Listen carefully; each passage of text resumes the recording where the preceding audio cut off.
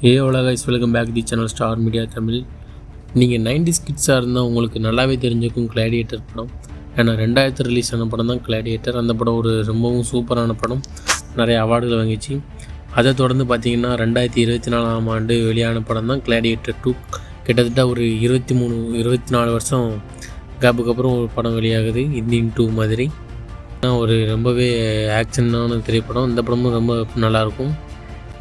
இந்த படத்துக்கு IMDb rating பார்த்திங்கன்னா 6.8 அவுட் ஆஃப் 10 கொடுத்துருக்காங்க.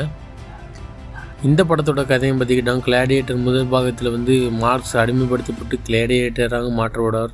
அதன் பின்னர் தன்னையும் ரோமானிய மக்களையும் சித்திரவதை செய்யும் சீசரின் மகன் கொமடஸை வீழ்த்தி மக்களை காப்பாற்ற தனது உயிரையும் கொடுக்கும் கதை தான் கிளாடியேட்டர்.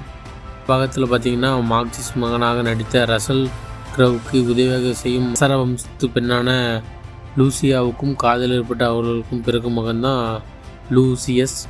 அவர் தான் இந்த படத்தின் கதையின் நாயகன். இந்த பாகத்தில் மீண்டும் ரோம் நாட்டு மக்கள் ஆளவே தெரியாத 2 கொடூர குணங்கள் கொண்ட சிறுவரின் கையில் சிக்கி தவிக்க டென்சல் வாஷிங்டன் தந்திரமும் கிளாடியேட்டராக உள்ள லூசியஸுக்கு தான் யார் என்பது தெரிய வர தனது மக்களை காப்பாற்ற போராடும் கதை தான் இந்த படத்தோட கதை.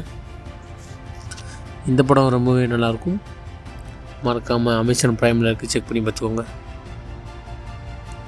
மீண்டும் அடுத்த வீடியோ சந்திப்போம். பாய்.